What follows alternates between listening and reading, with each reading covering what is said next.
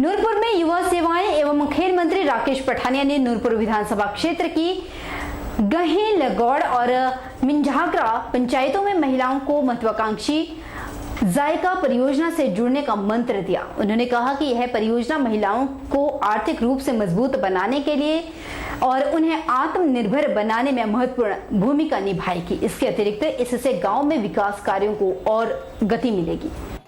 क्या है ये, कैसे करना है? जायका का जो सबसे बड़ा कंपोनेंट है उसको हम लाइवलीहुड मिशन बोलते हैं। लाइवलीहुड मिशन का मतलब है कि अपने पैरों पर कैसे खड़े हो। अपने पैरों पर खड़े होने के लिए कुछ ना कुछ तो कमाना पड़ रहा है, पर जायका भी पैसे मिल रहे पर कमाने कौन, और कमाने वास्ते नेशनल रूरल जो हमारी ब्लॉक की स्कीमें चली हैं लाइवलीहुड मिशन की जो है, उसमें अब हमारे समूह को काफ़ी हेल्प मिलती है, लोन मिलते हैं, काम करने के व्यवसाय मिलते हैं, काम अलग अलग काम करने का मौका मिलता है।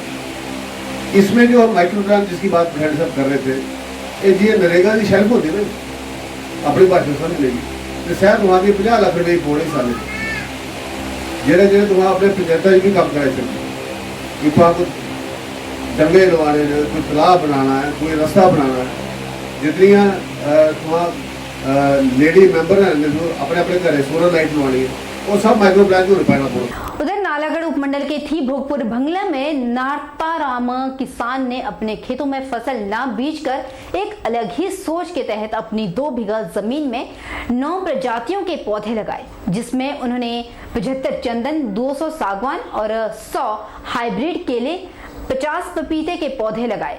नारताराम ने बताया कि केला और पपीता 1 साल में फल देने लग जाता है और तकरीबन 1 लाख सालाना कमाई पपीता और केला बेचकर की जा सकती है, जिसकी वजह से किसान का गुजारा हो सकता है और तकरीबन 10 साल में चंदन और सागवान के पेड़ बेचने के लिए तैयार हो जाते हैं, जिनमें लाखों रुपए की आमदन किसान को होगी।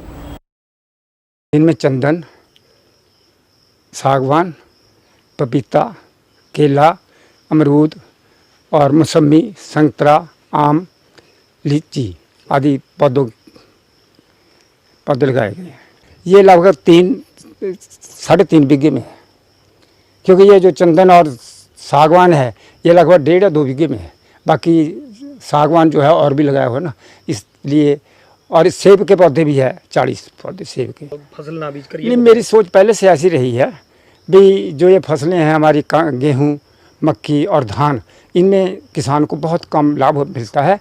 किसान को ऐसी फसल बीजनी चाहिए जिससे उसको ज़्यादा से ज़्यादा लाभ हो, क्योंकि मेहनत तो उसको करनी पड़ेगी।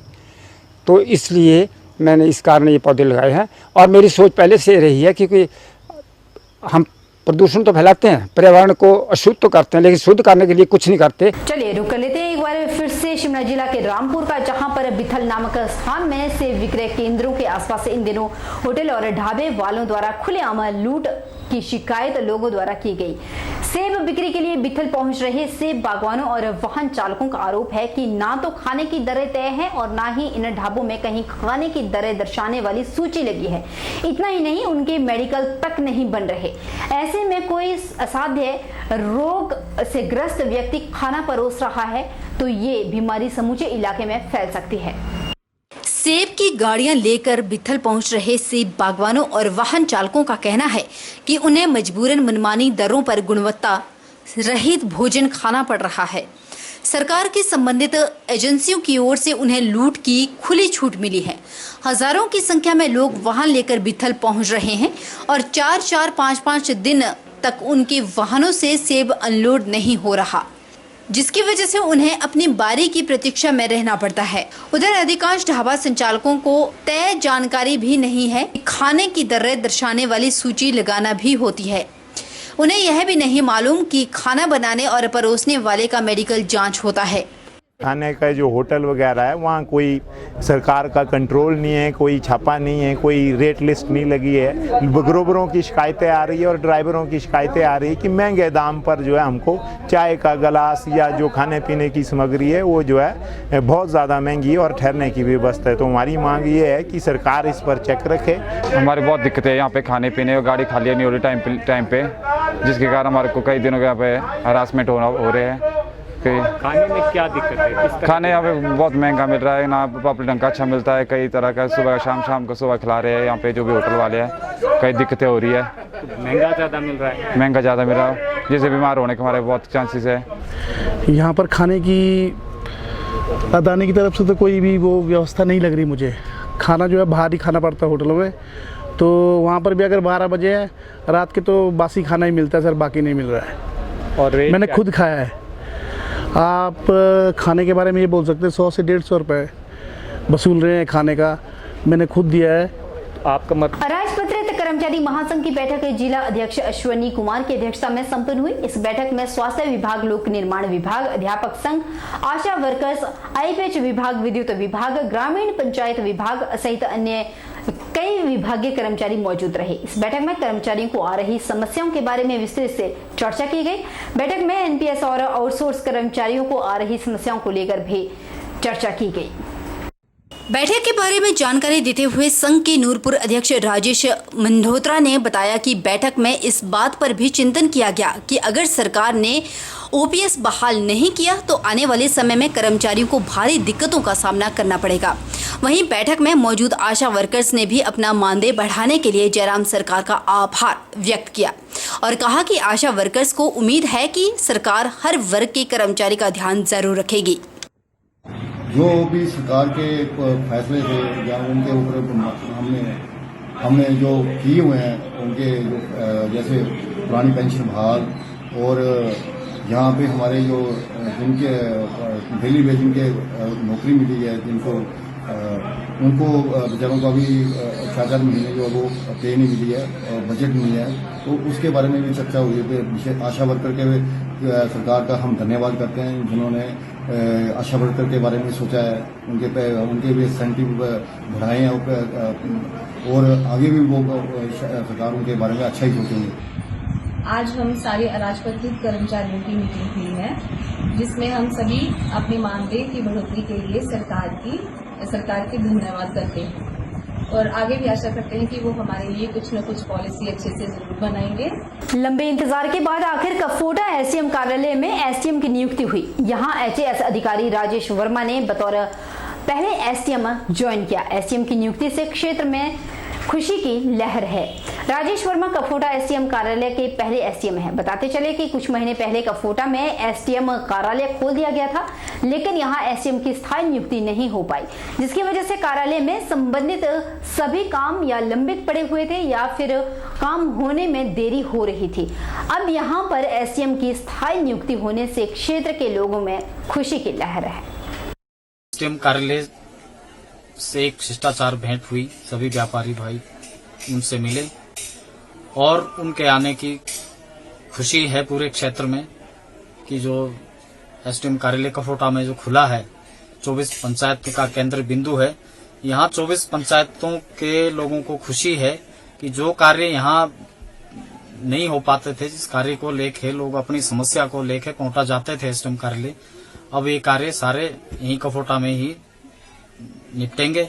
और जो लोगों की समस्या है जैसे सड़क को लेके एनएच जो रोड बन रहा है हमारा 707, इसको लेके समस्या है, कई और समस्या है, इस सब का सारा निपटारा यहीं एसडीएम कार्यालय कफोटा में ही होगा। और जो नए एसडीएम साहब मिले हैं उनका व्यापार मंडल स्वागत करता है और उम्मीद है कि क्षेत्र के लिए अच्छा कार्य होगा। रुक कर लेते हैं जोगिंदर नगर का, जहां पर देर रात 11:30 बजे चोरों ने चोरी को अंजाम देते हुए पंजाब नेशनल बैंक शाखा तुला के मेन गेट का ताला तोड़कर अंदर घुसे। चोरी को अंजाम देने से पहले बैंक भवन के नजदीक किराए के मकान में रह रहे एक कर्मचारी जाग गया और उसने अन्य गांव वालों को भी सूचित किया। गांव वासियों को देखकर चोर वहां से फरार हो गया। इससे बैंक नुकसान होने से बाल बाल बच गया। डीएसपी पद्धर लोकिंदर नेगी और जोगिंदर नगर थाना प्रभारी प्रीतम जरियाल सहित पुलिस चौकी लड़बड़ोल के प्रभारी मुंशी राम ने घटनास्थल का जायजा लेकर जांच शुरू कर दी। वहीं डीएसपी पद्धर लोकिंदर नेगी ने पुलिस दल के साथ घटनास्थल में लगे सीसीटीवी कैमरों की भी जांच की है। जैसे जैसे चुनाव नजदीक आते जा रहे हैं। आम आदमी पार्टी लोगों को लुभावने सपने दिखाती जा रही है। आज मंडी में भी कुछ ऐसा ही देखने को मिला। मंडी में आपके प्रदेश यूथ सह सचिव जसप्रीत ने पत्रवार्ता की, जिसमें उन्होंने कहा कि विधानसभा चुनाव से पहले आम आदमी पार्टी ने हिमाचल प्रदेश के लोगों के लिए फ्री शिक्षा के बाद अब मुफ्त इलाज की गारंटी दी है। आपके सत्ता में आने पर दिल्ली की तरह हिमाचल के हर नागरिक के लिए मुफ्त और अच्छे इलाज का इंतजाम किया जाएगा। सभी दवाई, टेस्ट और ऑपरेशन मुफ्त होंगे। उन्होंने कहा कि हिमाचल में शिक्षा और स्वास्थ्य की हालत खस्ता है। आपकी सरकार बनने पर दिल्ली की तरह हर गांव और वार्ड में, मोहल्ले में क्लिनिक खोले जाएंगे और सड़क हादसे में घायल मरीजों को पूरे हिमाचल में निजी और सरकारी अस्पतालों में मुफ्त इलाज की सुविधा दी जाएगी। कांग्रेस और भाजपा की सरकार लोगों को स्वास्थ्य सेवाएं उपलब्ध कराने में नाकाम साबित हुई है। उन्होंने प्रदेश की जनता से आपके लिए समर्थन मांगा ताकि लोगों को सुविधाएं मिल सके। कि जिस तरीके से जिस तर्ज पे पंजाब और दिल्ली में आम आदमी पार्टी क्रांतिकारी काम कर रही है शिक्षा के क्षेत्र में और स्वास्थ्य के क्षेत्र में, उसी तर्ज पे हिमाचल में भी हमारे माननीय मुख्यमंत्री जी ने पिछले कल अनाउंस की है हिमाचल के लिए स्वास्थ्य की गारंटी। ये गारंटीज हैं, ये 5 गारंटीज अनाउंस की हैं, जिसके तहत दिल्ली की तरह हिमाचल के हर नागरिक के लिए मुफ्त और अच्छे इलाज का इंतजाम है। दिल्ली की तरह सभी दवाई, टेस्ट और ऑपरेशन मुफ्त किए जाएंगे। हर गांव में, हर वार्ड में मोहल्ला क्लिनिक खोला जाएगा। जितने भी अस्पताल हैं उन्हें शानदार किया जाएगा और जितने भी एक्सीडेंट होते हैं, रोड एक्सीडेंट होते हैं, उनका इलाज बिल्कुल मुफ्त किया जाएगा, चाहे वो हिमाचली हो चाहे वो गैर हिमाचली हो। इसके साथ साथ एक बहुत बड़ी अनाउंसमेंट और की है कि कोई भी हमारा सैनिक, कोई भी पुलिस लाइन से कोई भी शहीद होता है तो उसके परिवार के लिए 1 करोड़ रुपए सरकार की तरफ से दिया जाएगा। वाकई एक से बढ़कर एक पार्टियां अब हिमाचल में आने शुरू हो चुकी है। आपको देखने को भी मिलेगी और आपसे कई लुभावने वादे करते हुए भी नजर आएंगी सारी पार्टियां, लेकिन आप सबको जागरूक रहना है। बहरहाल बुलेटिन में इतना ही। आप बने रहिए हमारे साथ और आप हमारे पेज पर जाइए HHP न्यूज़ 24/7। आप हमें फॉलो करें, लाइक करें, शेयर करें ज़्यादा से ज़्यादा और ताज़ा जानकारी के लिए हमारे साथ जुड़े रहें।